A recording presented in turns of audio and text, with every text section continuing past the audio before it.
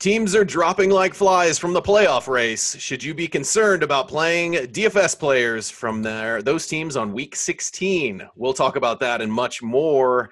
But first, we're going to go straight to the Vegas lines. John Lee is going to tell us what the landscape is on the lines. Yeah, so we're recording a bit early this week, Tuesday night. So I just finished the Vegas value chart just a few hours ago. See, these are all hot off the presses. We've got 5 out of the top 6 implied team total scores this week for teams are all home favorites, starting with New England's. Big 12-point favorite this week, and we've got no Rex Burkhead. So definitely going to be interesting to kind of tear apart and unravel that backfield, whether or not Mike Gillislee becomes relevant or if it's going to be all James White this week. New Orleans, we're always trying to unravel what's going on in that backfield. They're slated to score 29.3 points against Atlanta in an NFC South showdown. And then you've got Carolina in the same division, 10-point favorites. I don't think we can trust Jonathan Stewart, as this is a bounce-back week a return week for Cam Newton after scoring, winning a lot of people some money last week. And then after that, you've got Kansas City and Dallas, both as fairly big home favorites. And we know that this week, Ezekiel Elliott returns. We could see a lot of him. So those home favorites, go for the running backs and find yourself the ones that are in the best situations. And it's another week where it feels like there are some big spreads in these games. I think as we get later in the season, that starts to happen. And so we're going to try to tease apart a lot of good matchups and tell you which of those good matchups are our favorite. But Jeff, you raised something before we came on air about, some of these teams don't have anything to play for anymore. How does that change the way we look at the DFS picks for this week specifically? Well, for this week, I think you really got to look at the teams that are potentially going to be playing in meaningless games. There's a potential for Dallas and Seattle to be meaningless. So that's a concern for me. If Atlanta wins and beats the Saints, then both Dallas and Seattle are eliminated. So their motivation may drop immensely. And because it's a 4 o'clock kickoff, they will know that result. So that's a game I'm very worried about using, especially in cash. The GPPs, sure, I would try it, but I'm a little shaky on using players for that game in cash. How about anybody else? Does anybody else have something they keep in mind or use as a tiebreaker when it gets late in the season here? Or is it kind of like treat it like any other week? Yeah, I think when you have split carry situations, for example, Tampa Bay, maybe a situation that we're looking at, but split situations where there's a younger guy, they may give him more looks where they have nothing to play for. But other than that, I think a lot of it's overblown. But if there is that, hey, there's 2 guys here, you may see the workload increase for the younger or the unproven guy, just so that they know what they have going forward. Yeah, you might see it with a guy like Wayne Gallman as well, like those kind of split backfield situations. I think the other time where it may crop up is if a guy gets injured in the game, he may not come back in if they got nothing to play for, but you're not going to know, that that's going to happen in advance. So it's not really something you can plan for. The things you can plan for is some of the guys we're seeing going to IR ahead of the games, because these teams are like, if they're kind of, dinged up, why even bother playing them the last couple of weeks? So let's talk about some of these guys here. Trevor Siemian, we're going to go on to quarterbacks here. Trevor Siemian is one of those guys. He got sent to IR with a shoulder injury. And so we're likely to see Paxton Lynch starting at Washington for the Broncos this week. And we've got Drew Stanton starting over Blaine Gabbert versus the Giants this week. Again, that may be a switch that would have happened anyway, or it may be the Cardinals just mixing things up because, hey, they got nothing left to play for. But a lot of these things we're going to know in advance. So, Ryan, tell me, talk to me about some quarterbacks that you like this week. Yeah, normally we talked a little bit about it before the show in terms of cheap quarterbacks, and normally that's where I like to go, especially on DraftKings. And the only one I'm seeing that I even kind of want to stomach is Drew Stanton for the minimum. Well, not quite the minimum, for 4,500 on DraftKings, just because he's playing the Giants. And we talked a little bit about motivation there, and the Giants have shown little to none of that for going on maybe a month or more now. Yeah. But again, it is still Drew Stanton, and and this is coming from the guy that was confident in playing C.J. Beathard a month or so ago. So I'm still a little nervous about that. So if I can find some value elsewhere, I'm Cam Newton, as John mentioned off the top. He seems to be the one that just really springs to the top of the board. There comes to mind, especially in any format, of course. But the matchup's great, and we know his talent. He seems to be very confident. Everybody's seen the clip where him and Clay Matthews were jawing before the play, and he basically called a shot on a touchdown. So he's playing with a lot of confidence right now. And then one other guy that I'm looking at, with motivation aside, but it's more of a GPP play anyways, is Dak Prescott. The big story is Ezekiel Elliott coming back.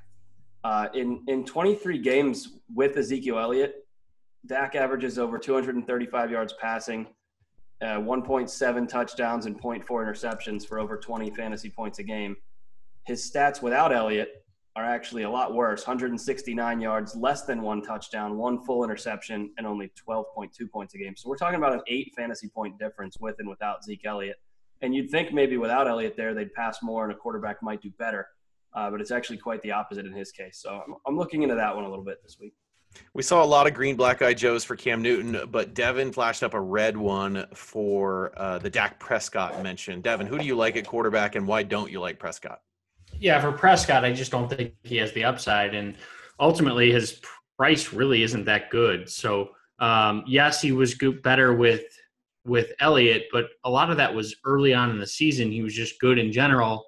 He started trailing off before Elliott was suspended. So that's the concern I have there, is that it may not be 100% correlated with Elliott, but it could just be that, hey, he got off to a hot start, and he really hasn't been – I mean, he in his last, 8 games, he's only thrown a touchdown in 3 of those 8 games. Now, he's thrown 2 touchdowns or more in each of those games, but Prescott's just not a guy that I'm looking at this week, largely because for his production over the last 6 to 8 weeks, his price should be a little bit cheaper than where he's at. 2 guys that I'm looking at this week, one going cheap is Jay Cutler. So Jay Cutler going up against the Kansas City Chiefs could be Cutler's last game of his career if they decide to bench him week 17. But Kansas City over the entire season has struggled against quarterbacks. They've allowed the 8th most fantasy points to opposing quarterbacks, 257 yards per game, 1.4 touchdowns per game. But particularly, the other guy that I like is Mitchell Trubisky going up against the Cleveland Browns. So Trubisky's actually looked better. They've had him throw a little bit more. He's thrown for 271 yards 2 weeks ago, 314 yards last week. Now, last week is a lot of garbage time, get it, but the Browns secondary is falling apart very quickly. So over the last 6 games, they've allowed the 7th most fantasy points, allowing about 2 touchdowns per game. This could be a spot in a home game where the Bears just throw the ball against the Browns and really take advantage of that weak secondary. That's some good value picks that we can consider in a week where it feels like, again, there's not a ton of value picks, but we're going to try to find some salary relief for you guys. Jeff, tell me about the quarterbacks you have your eye on this week. Yeah, I'm leaning a lot towards Cam Newton. That's probably my number one choice. I will consider Matt Ryan in probably a must-win game or close to it, that they're definitely going to be up for that game in a high scoring. That's the biggest over-under. I think that both those teams are there. Saints defense has yielded some points left. I'm really not going to – I'm going to make a vote and voice my vote against Jay Cutler, because Kansas City's been really tough at home of late. And that's a very tough place to play. So they've only given up, 12 fantasy points to both quarterbacks last couple of weeks. A guy I'm looking at for a little bit cheaper is Matthew Stafford in a must-win game in Cincinnati. They're going to play that as if they have to. The Bengals have been giving up a lot of fantasy points. I think they're averaging over 20-plus FanDuel points last 3 or 4 games. So that's a game I'm looking at. And the one I'm really interested in is a GPP. I know Jacksonville is very strong defense, but Jimmy Garoppolo is playing out of this world right now. He's got over 300 yards on average the last 3 weeks, and they're throwing the ball around. And he's relatively cheap. So that's an interesting GPP play for me. John, bring us home on the quarterback picks. Are there any other guys that we might consider in a GPP or maybe a safer cash game play other than Cam Newton, or is he your cash guy? Yeah, Cam is probably at this point my cash game player. I do think that Drew Stanton is in play. I recognize he's not a great, name brand quarterback, but this is the New York Giants we're talking about, and he's 4,500 on DraftKings. I mean, he doesn't have to do a whole lot to reach value, and if you want to spend up elsewhere, that certainly enables you to do that. I think the only other quarterback that I haven't heard mentioned amongst what everybody has said is Jared Goff. I think is interesting against Tennessee. Last week, the aforementioned Garoppolo threw for almost 400 yards against them. 2 weeks prior to that, Savage threw for 365 yards. This is a situation where I think that they can be beaten with some very talented receivers. We know Cooper Kupp has had a very good initial season here. And then, of course, Robert Woods came back last week and looked like he hadn't missed a beat. This is a good situation for that passing game. Especially on a week after what we saw last week with what Todd Gurley had done. You may have some recency bias that tends to keep people off of Goff, and I kind of like him. He's only 6,100 on DraftKings and 7,700 on FanDuel. Nice. I'll mention one last guy before we move to running backs. Russell Wilson's pricing is very lopsided this week if you compare sites. On DraftKings, he's only 7,000. I would not play him on FanDuel where he's 9,000. But I think people are going to be off of him after a terrible week last week, and Dallas's pass defense is nothing to be afraid of there. As a GPP play, I like Russell. Well, going back to Wilson as a rebound this week. Why wasn't Jameis Winston mentioned? Because he's missing pass catchers. I don't think we're going to see him. Carolina's secondary has been horrible the last 6 weeks. It has. And I don't think it's worth completely dismissing him, but I think there is some concern with O.J. Howard maybe looking like he might miss and Deshaun Jackson maybe looking like he might miss. This is a situation where a team doesn't have something to play for. I don't think they have any need to play these guys that are a little bit iffy. I think we'll know before the game, but that's my concern a little bit with Winston here. Yeah, and there's no science behind this whatsoever, but they looked like they were really into winning that game on Monday night, and like they left it all out there, and now they have to go on the road after a disappointing narrow loss in a short week against a team with a lot to play for. So he's thrown for 200. I could see them getting blown out. I could see them 270 yards or more and 2 touchdowns in each of his last 3 games, and he's 5,700 on DraftKings. Like, what am I missing? I don't think you're missing anything. I think it's a valid point. I think that if you look at the game logs against Carolina, they've allowed 290, 280, 270, 300 over the past month. Every quarterback outside of Drew Brees has scored 20 or more fantasy points. It all fits, but I think some of the counterpoints that brought up have kind of explained that. And then you also have to look at the implied team total, which is sitting at about 18 points. So if they score 2 touchdowns, he's not going to reach value. Now, if they surprise. Then he becomes a GPP candidate. But that's probably why I think most people are off of him. They also played in Week 8, and Winston had under 7 points. I get all the risk, but this Carolina secondary is really struggling lately. So we can move on, but I'll be playing some Jameis Winston. Yeah, I'll have some exposure in GPPs, but it's not as much as some of these other guys. I think it's cash viable.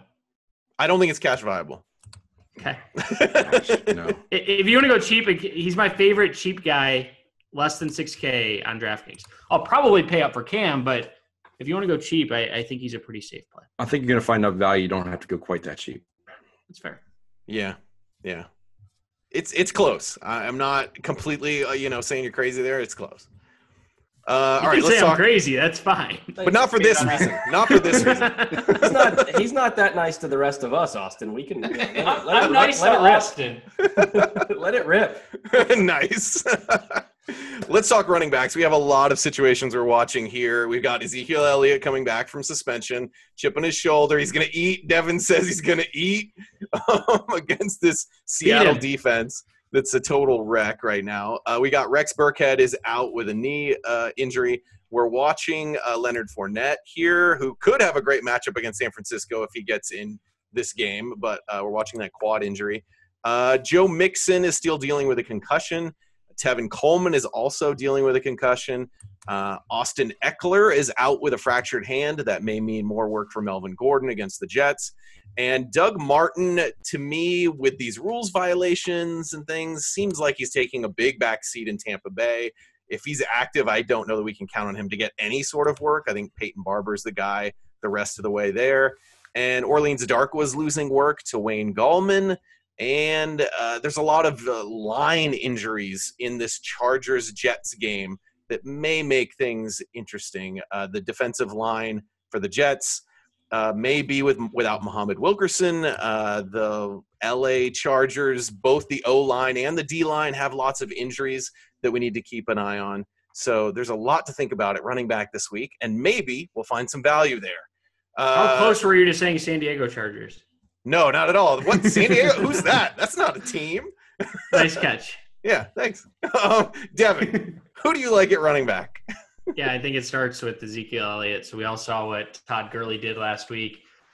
Just ran over this defense. Earl Thomas and Bobby Wagner are going at it. This is a Seattle defense that, they may have nothing to play for, where Elliott, I think he has a point to prove this week, coming off of suspension, having fresh legs. He's my top guy. Going a little bit cheap, and I'll save a couple other guys out there, but going a little bit cheap. The cheap guy I like is actually Wayne Gallman at 3,900. So you mentioned it.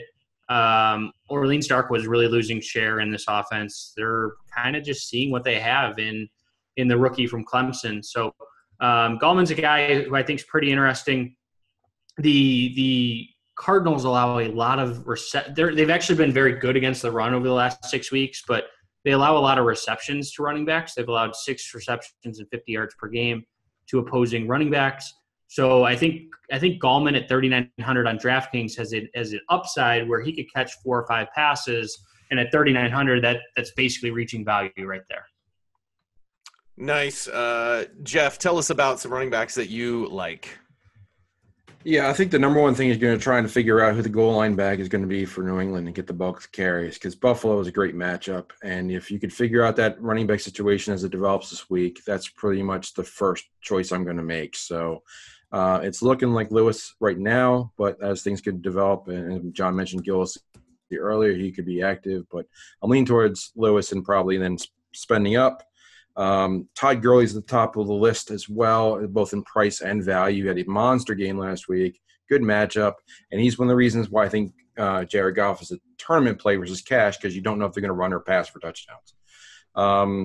I buy the story on Elliott. I do. I think that if there's one guy in that whole game who's like kind of narrative independent of whatever happens at 1 o'clock with Atlanta, I think he's the guy, because he's getting back to action, wants to prove that, hey, remember me. So I think that he's going to be a force to reckon with there. I mean, offensive linemen don't give up, right? So the offensive lineman mentality is not something – defenses typically we've seen defensive linemen just kind of quit on teams, but I don't see the offensive line quitting. There's 2 things there. One is, yes, you're right, and you get hurt if you give up in football. So you can't play a play 75%. That's how you get hurt. Secondly, they never roster or make active 10 offensive linemen. So you can't put in a second string of offensive line. So you're going to have a lot of starters still in there. So I agree with you on both those points. After that, it gets to be it's a matter of which top-end running back you like. For the most, I lean kind of like Gurley looking good. Kareem Hunt's playing pretty well. I do love Fournette if he's active. I think he's a great game script, great game possession. Get San Francisco to control the pace of that game. Keep San Francisco on the side. And after that, it's the New England back for me. So one high end and one cheaper back for me. The New England running backs, I feel like almost automatically have to be GPP plays. I feel like whenever I try to pick one, it's like playing with fire. But on a week like this, where salaries are tight, you may have to play with that fire. John, who do you like at running back? I think at the high ends, I don't have any problems with Ezekiel Elliott. He should see 30 touches, and for all the reasons, I'm not going to beat a dead horse here. I think he's certainly in play, but I think I like Melvin Gordon a bit more. He's cheaper, and he's going against the Jets, who, in fairness, have been fairly good up front. But I just think without Austin Eckler there to steal whatever looks he was giving up over the past few weeks to him. He's probably too cheap for the type of upside that he brings to the table as a 7-point favorite with an implied team total approaching 25 points. Fournette, I agree. If he plays, he's almost a must play because he's in a similar situation. And then, after that, I think that we haven't mentioned Kerwin Williams, 4,300, 5,700 against the Giants. They're at home. They're a short favorite, I think 3.5-point favorite. And Williams has been getting plenty of action. I mean, he hasn't been the most efficient running back in the world, and I think that's maybe an understatement, but he's getting 20 touches, and he's 4,300, 5,700 respectively. He's a guy that I'll be looking at in tournament plays, but the more expensive guys are the ones I'm looking at for cash. Yeah, and we want to keep an eye on Kerwin Williams' quad injury that he suffered in Week 15. It's unclear as to whether that's serious or not at this point, but definitely Elijah Penny saw a little bit more work in that game last week when he, got hurt. So with Arizona with nothing to play for, unless Williams is really good to go, they may play conservative with his health on that one. Let's see, Ryan, talk to me about your running backs. It's a GPP play at his price point, but if we're picking between Saints running backs, this is Alvin Kamara week. Atlanta has allowed 94 receptions to running backs. The next highest is 88. And they allow 13.3 receiving fantasy points to running backs. So that's second in the NFL. We know Kamara's the pass catcher. New Orleans targets their running backs on 32% of their pass attempts. That's the most in the NFL. And Atlanta is targeted 24%. Running backs are targeted 24% for third most in the NFL. So if these stats sound like a broken record, it's because I love to attack Atlanta with pass catching running backs, and that's Kamara, as we saw with his touchdown last week. He can do a lot in the passing game. Even in the game the Thursday night against Atlanta where he got a concussion early, I think he had almost 6 PPR points on the first drive. So he was headed for a really big night that evening, and I think he could have another one this weekend. Yeah, I'd probably put him ahead of a healthy Fournette, even in what's supposed to be a great matchup. And I'd put him ahead of Ezekiel Elliott even. I'm not quite as high on Elliott as some of the other guys here. I'm surprised you guys like Fournette as much as you guys do. Yeah, San Francisco's looked a little bit better against the run the past 5 weeks. They're still not a great run defense by any means, but he's a little bit lower on my list. I get nervous about the stats pointing me that way when my gut says Fournette is not the play here. I get nervous that they're just not going to give it to him if he's not 100%. So he could be active, but then, we see Yeldon and Ivory and those types of running backs where it's like, I just don't trust it. He has 3 straight games, 3 out of his last 5 games that he's played, he has under 3 yards per carry. So I don't know. I see them just trying to ease him back in if he does play. I agree. If that's the price point, it's Melvin Gordon for me all day. Yeah, I like Melvin Gordon better than Fournette. This is part of the problem with recording so early in the week because they haven't had practice yet, so we don't know what his situation is. But let's not forget, this is a team that they're playing. They're pretty high up. I'm going to defer to Ryan because I know he's a big fan and he follows it more closely. But aren't they playing? For some home field advantage in terms of playoff contention. They need to win. They can't just rest on their laurels here and float into the playoffs. Because they have an opportunity, I think, to even get a first-round bye. Am I mistaken, Ryan? Do you know that off the top of your head? Yeah, they're the 3 seed right now. They're 1 game behind Pittsburgh for the 2. So it's still mathematically possible. The Steelers' schedule is relatively easy coming in with the last 2 games, but they lost Antonio Brown. Who knows? And for a team that hasn't been there as long as they have with a lot of youth, I'm sure they want to keep rolling and not just give up a game or 2 on the way in. Now, we might see them win this week, and if the Steelers also win this week, who knows, maybe – I don't know exactly how the tiebreaker works out, but I think Jacksonville, they would beat the Steelers because they beat the Steelers early. So you're right. So they may not rest guys this week or next. So yeah, I think that we don't have to worry about anybody being locked into a seed this week, and there may be very few teams locked into a seed next week as well. You guys like how I just blocked that Jacksonville-Pittsburgh game from my memory? I would too. Yeah, it's not good. Yeah, we got a lot of Steelers fans on the staff, and it was kind of funny when David Dodds posted Jesse James' picture on our landing page this week as the headliner photo. Yeah, Ryan didn't care for that so much. Kenyon Drake, anybody? Yeah, I think he's worth considering a GPP play. Kansas City is nothing to be scared of there. What's the salary this week? How much is it? 7,100 on both sites. That's a little pricey. It's a little pricey. That's too much. They got the second lowest team total on the main slate. He performed great last week at high ownership. I expect his ownership will, for that reason, recency bias will come through and he'll be over-owned. I might do a complete fade of him. If 7,100 on FanDuel is fine. Quick question: how many snaps has he played since Damian Williams got hurt? What percentage? It's got to be really freaking 93.2% of snaps since week 13. That's like Gurley Bell stuff there.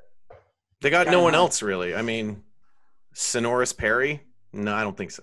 Yeah, on DraftKings, you have $100 difference to Melvin Gordon. Yep. I think that's pretty much your pivot right there. But if Russell Okung and Joe Barksdale are out, that has me worried about Gordon. But we can move on because we're belittling the point. Yeah, it's fair to look at those Chargers line injuries as a potential deterrent there. I'm being way too nice to Devin tonight. I need to say something mean. I'm always nice to you. Yeah, that's true. I don't. I'm mean to everyone else. That's true. I do appreciate that. Let's talk wide receivers. Your job's hard. Thanks, man. You going to go to Devin first again? No.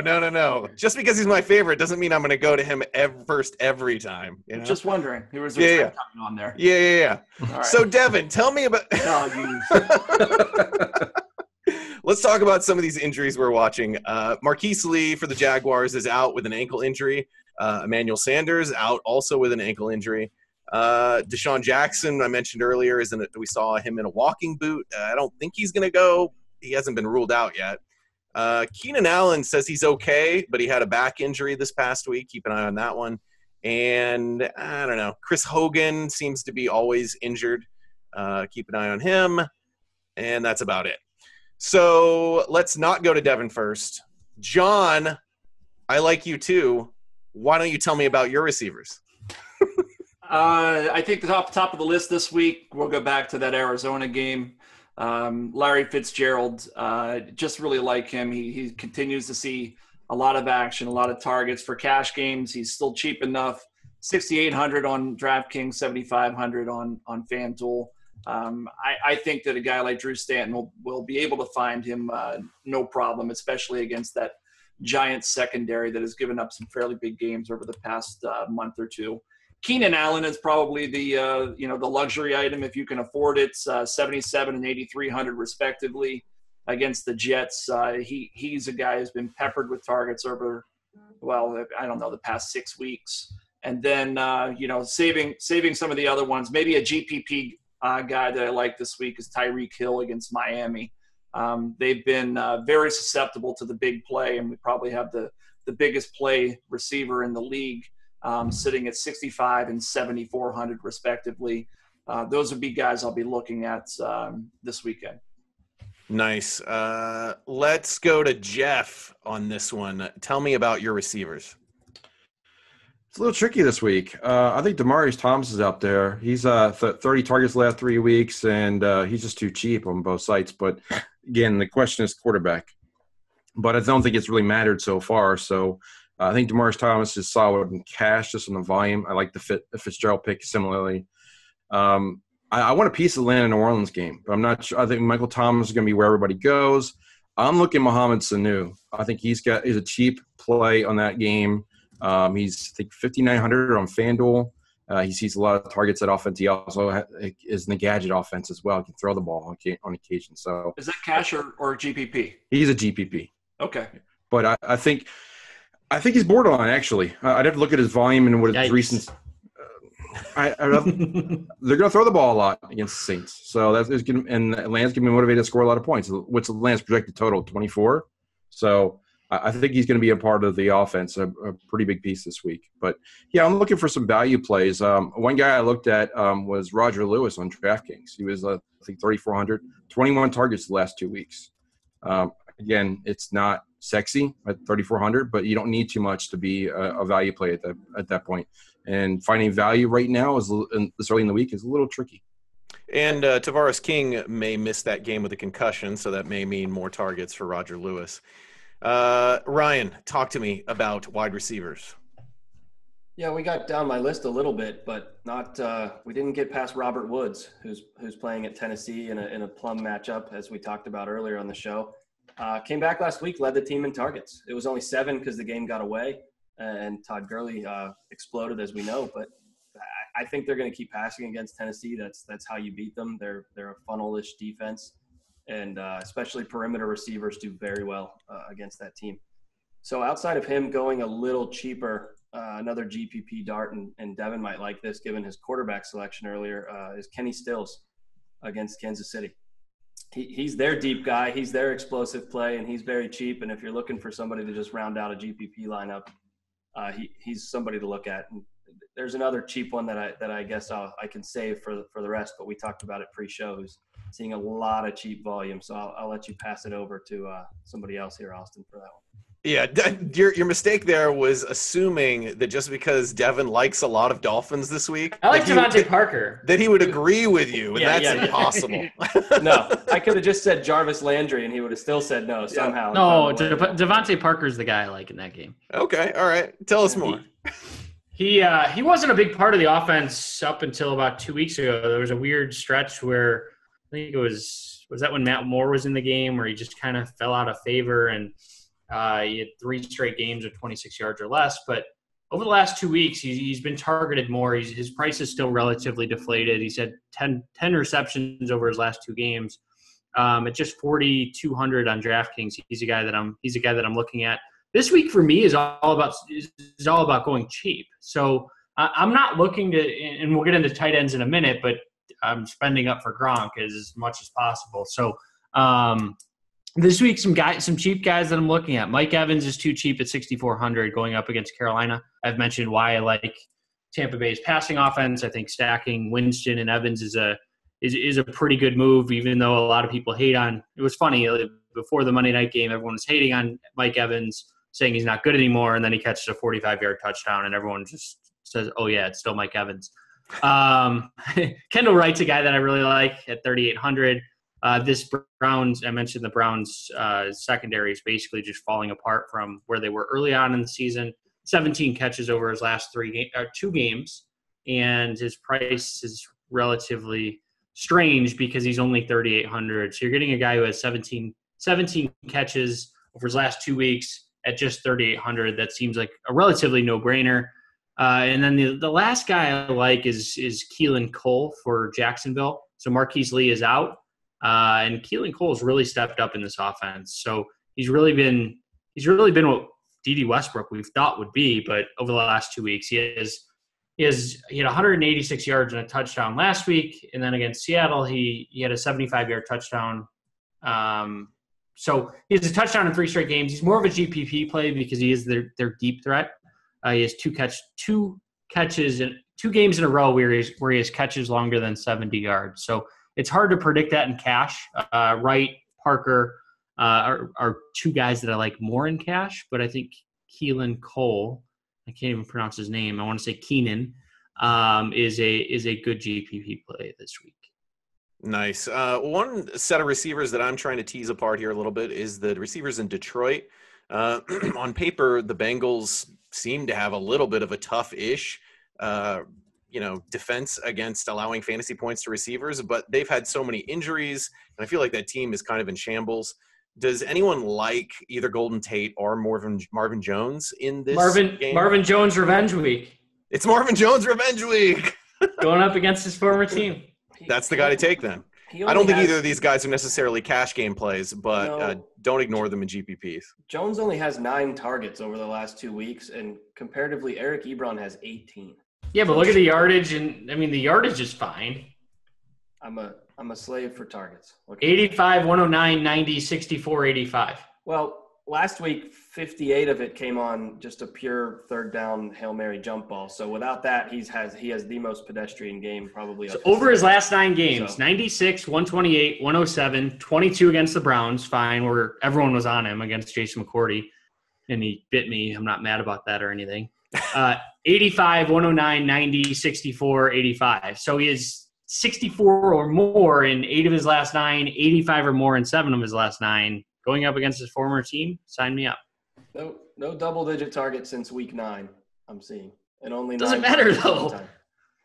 Look, any player on the Lions is GPP viable this week against Cincinnati Bengals defense that has been blistered over the past few weeks. You can make a case for all of them: Riddick, Abdullah, Marvin Jones, Golden Tate, and even Ebron.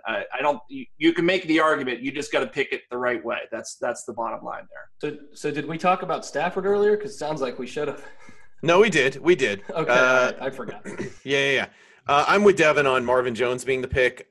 I'm ignoring the fact that Ebron has been used. I know that sounds silly, but like, I just like the talent they have in the receiving core much more than I like Eric Ebron.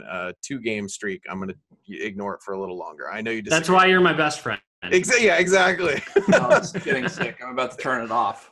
Cut to a montage of us like walking down the boardwalk, eating ice cream cones, and like playing catch in the backyard, prancing through a meadow or something. Yeah, exactly. This is great. I love All right, this back show. to football. Yep, tight ends. Let's talk about the 2 guys that I think are injury noteworthy. I mentioned earlier, O.J. Howard was in a walking boot.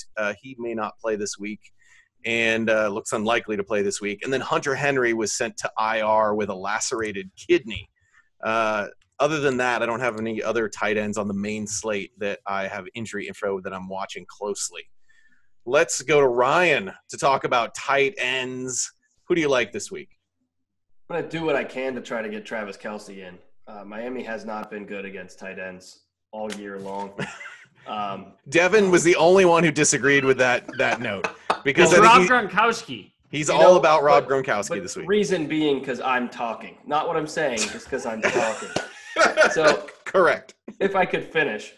The only tight ends to not see double-digit fantasy points over the last – since week 8 were Dwayne Allen in a Gronkowski-less game and then Denver's duo of Virgil Green and Austin Traylor, who I'm not even sure anybody's ever heard of.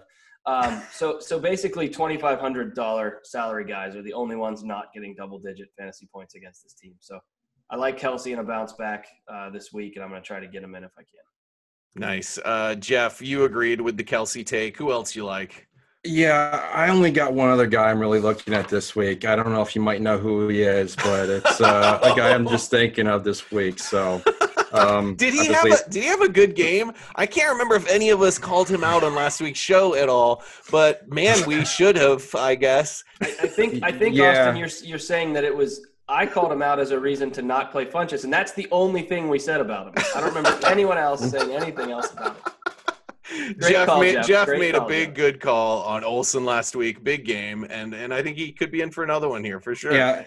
In fairness, I didn't even expect that big of a performance, but he was definitely incorporating that offense a lot, and I really like him again this week. I think he's probably my top GPP play. Kelce is the number one guy. I also think Austin Seferian-Jenkins is in play as a cheap option on DraftKings. That's another he's guy dirt cheap at 2,700 really, over there. Yeah, and he's always has touchdown equity. 2,700. I haven't checked Howard's price if he's going to play, but if he's out, Cameron Brate is also a pivot if he's there. But I would much rather go with. If I'm taking a shot in the dark, it's Austin Seferian-Jenkins at cheap. Yeah, I've got my eye on Cameron Brate there as well. He's 3,300 on DraftKings and 5,100 on FanDuel. I think he's more viable over on DraftKings at those prices, but yeah, I think he's in play. I don't think Howard's going to go. Let's see, Devin. So let's talk about tight ends. I'm about to lose my mind. Again, it wouldn't be the show if you didn't lose your mind. When do you find it? $500 more on FanDuel, and you guys are going Kelce over Gronk. Seriously. Yep. For cash games, yes. For cash games, Jesus Christ. Look at the consistency of the scoring between those two players across the season. Travis Kelce, yeah, but let's talk about the last 5 or 6 weeks. Buffalo can't stop the run either. Kelce's floor is so much lower than Gronk's. He has one game where he has a touchdown over his last 5 games. Could he have a touchdown this week? Sure. But Gronkowski just is this offense. The last couple of weeks, he has been absolutely their entire offense. I don't see how it's not Gronkowski.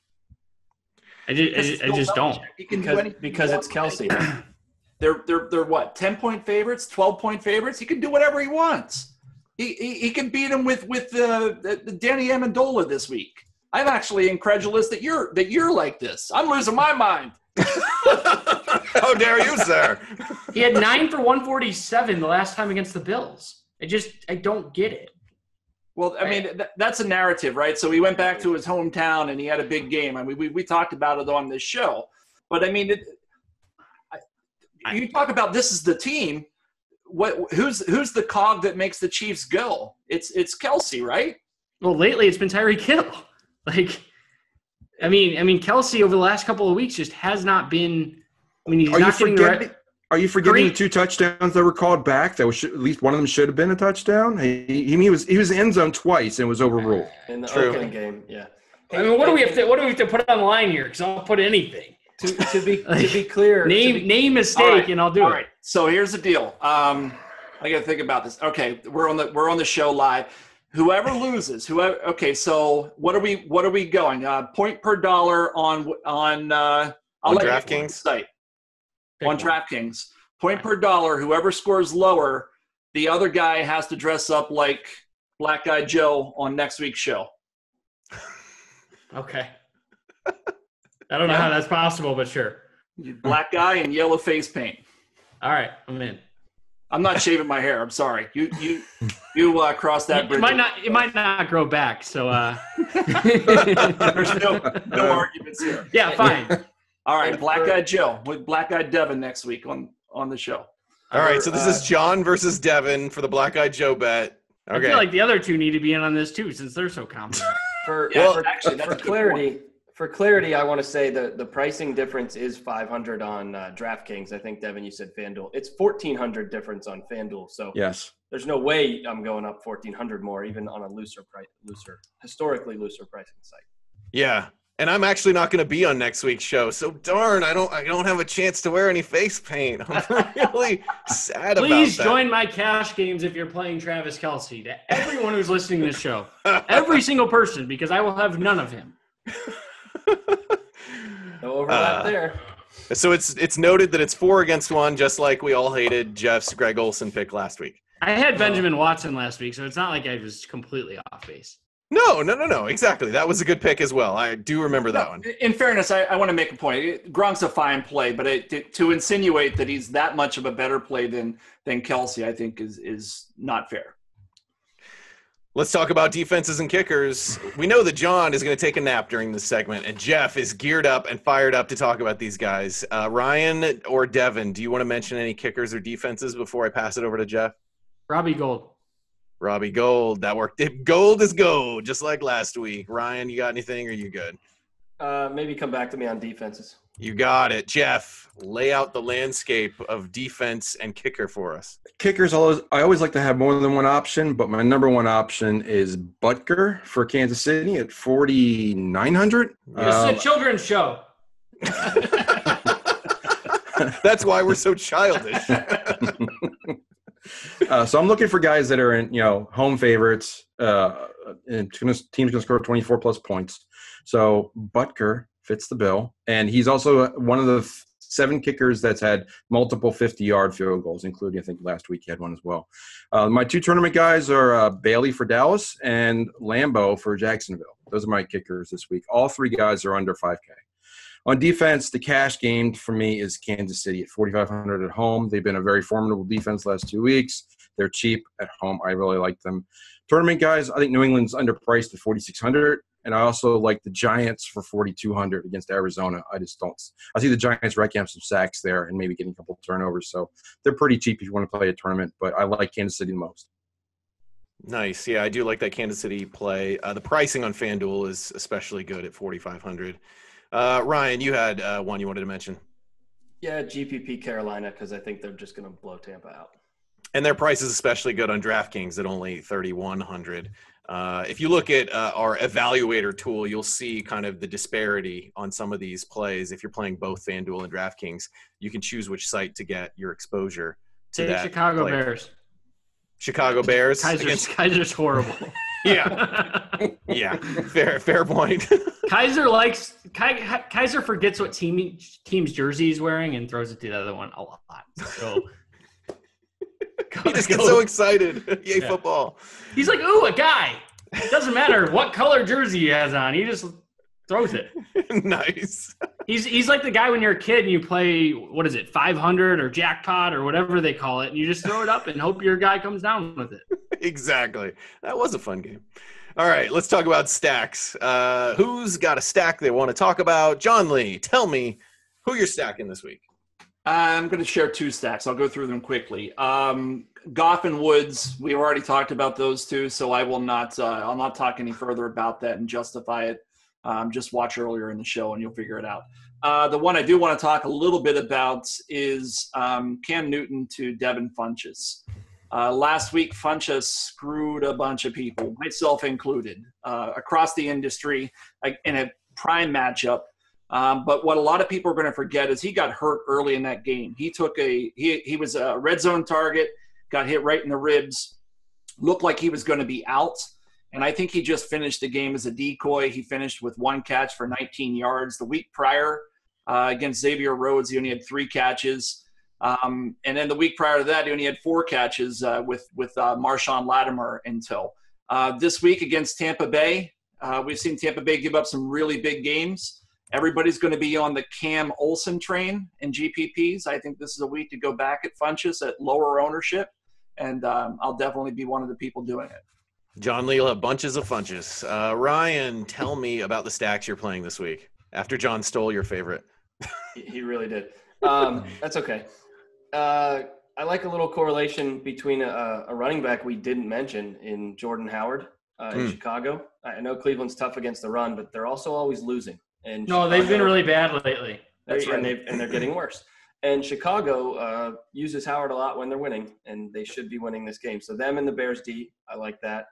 And also just super cheap, and we've kind of talked about it throughout the show, but Drew Stanton and Larry Fitzgerald. Yeah, as a GPP play, yeah. Yep, I like it. Devin, tell me about your stacks. I could make a joke and go Alex Smith and Travis Kelce. I don't hate it. But, Alex Smith and Travis Kelce was my other one too. I don't. For the record, I don't hate Kelce in GPPs. I just like Gronk a lot more, significantly more in cash. My favorites, Jameis Winston and Mike Evans. So I've beaten that horse pretty well this week. Going up against the Carolina secondary that has just been brutal over the last couple of weeks. The other guy, of course, is Brady and Gronk. Yeah, Gronk smash. Jeff, who are you stacking this week? I think the top one for me, I would go running back defense. I like the Chargers and Melvin Gordon. I think that's a good stack this week. And as a flyer out there, I kind of like Mohamed Sanu, who had a 683 in one game against the Saints with Matt Ryan. I think that's going to be, if you want to get a piece of the biggest game, the biggest total, and don't go Julio Jones, I like Mohamed Sanu. Right on. Fellas, this will wrap up our show. We're going to go to parting thoughts. Give our listeners one last bit of advice in kind of a weird week where we've got 2 Saturday games, 2 Monday games, and then a Sunday slate. And the sites are kind of playing with the slates a little bit because of the interesting scheduling here around Christmas Day. Talk to us, John, about what your parting thoughts are for Week 16. Not a whole lot to say. Typical. Check this out, check that out. I'll go back to something I didn't cover during the show. Another tight end, because we got so animated with the Gronk Kelce battle. Yeah. One that I'll be watching quite closely is Evan Ingram, who's in the middle tier of pricing. Arizona, you got Patrick Peterson there. We have a lot of questions with regards to what's going to happen with Patrick Peterson, whether he's going to shadow Lewis or Sterling Shepard. There's going to be a lot of overflow action, and I think that Evan Ingram becomes a viable GPP candidate who I think will go overlooked because he's in a price range where a lot of people will just spend up to get the guys we already talked about or down to save some money. That's a good point. Finding those mid-range guys can sometimes be sneaky ownership percentage-wise. Ryan, what are your parting thoughts? Hold on real quick. Yeah. Oh, costume change. John will be wearing a costume next week. Just our for our audio only folks, threw on the Santa hat here. So just wanted to wish happy holidays, Merry Christmas to all of you out there, and you Excellent. guys, and you guys as well. Thank you, sir. We can show both the green and the red, Black Eyed Joe, for the holiday season. And Austin, since this is your last show, I wanted to give you big thanks. I know we did this. I did the same at Thanksgiving, but mean it again. All your editing to make us sound better, and your late nights are much appreciated. Without you going forward, and Devin, just so you know. What's that? You're not going to get in between him and Devin by all this. I was going to thank him, but thanks for stealing my thunder. No, mine. It's been in my notes for weeks. So there's plenty of room for everybody to say nice things about me. Exactly. You just keep it going. Hosting is a very difficult job, and it's very underappreciated. So it's easy for me to chime in and make jokes, but it's a lot harder to actually carry the show. So thank you.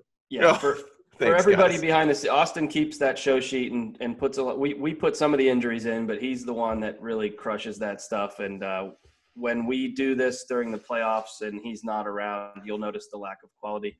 Sorry. And, sorry in advance. Merry Christmas. Thanks, guys. I appreciate the kind words. And as the guys said, this will be our season finale in this sort of format, but we're going to have a slightly different format coming at you for the rest of for week 17 and into the playoffs a bit, as long as we work out the technical details of that. I think Devin's got this totally under control. Ryan's going to work with him on that, and they've got this figured out. Jeff, wrap up our parting thoughts here. Yeah, again, thanks to everybody for sticking with us throughout the year. We really appreciate all the viewership and everybody following us along. We've noticed that everybody's been with us the whole season, so we thank you for that and spread the word. And we'll be definitely back. One thing, we normally stick to the main slate, but I do want to throw one comment out. Well, first off, watch the news, watch the weather as things develop for this weekend. There's going to be probably a lot of news that covers along, so stick with Football Guys for that. But Saturday has a 2-game slate. Monday has a 2-game slate. You're probably going to want to play a little bit. Stick to GPPs probably, but keep an eye on motivation of teams. Who needs a game like Baltimore? Who's resting a quarterback like Green Bay to switch quarterbacks? And who's not motivated, or who's going to be playing for, say, the Eagles on Monday night. So stay on top of the injuries, who's motivated for each game, and pick a game script and build your lineups around that. And just throw a couple bucks in for GPP and just have some fun while you watch 2 games on each day. Yeah, it is fun to have just a little bit of GPP action in those. I don't like playing cash games with such a small slate, but the GPP entries are fun to go on those smaller slates. Devin, you already got your parting thoughts in? No, I need one more. One more. Go for it. 5.5 million reasons for Gronkowski to get to 80 catches. He has a $5.5 million bonus. He has 64 at the moment. He is going to be incentivized to get there. I thought you were quoting like his Instagram follower count or something like that. That's the reason. $5 million is a lot of money for 16 catches. So he needs 16 more catches the rest of the season, you said? And then in the next 2 games, you need 16 catches. That's why we've potentially seen an uptick in usage, or he needs to be named All-Pro. One of those two gets him to the 5.5 million. The suspension hurt a lot. It could be the factor, but I think they're going to try and get him that 5.5 as a nice Christmas gift from Brady. Nice. The love, brotherly love between Patriots. We'll see how that plays out. Thank you guys so much for watching. Thank you guys for commenting in the YouTube comments. If you ask some questions there, since we're doing kind of an earlier show, like we said, recording Tuesday night, if you throw some comments in there, we'll try to get in there and answer some of your questions about situations that change or emerge as we get later into the week. And we appreciate your upvotes on those YouTube videos as well. Remember, take our end of the year survey. We're giving away 50 free Insider Pro Plus subscriptions for next year. If you do our survey, all you got to do is go to footballguys.com/survey. Check that out. We appreciate your feedback. We want to get better for next year. We want to know what's working, what's not working. So we appreciate you taking the time to help us out with that. You can find all of our DFS content over at footballguys.com/DFS. And on behalf of John Lee, Ryan Hester, Devin Knotts, and Jeff Pasquino, thank you very much for watching. I'm Austin Lee, and thanks for being a football guy.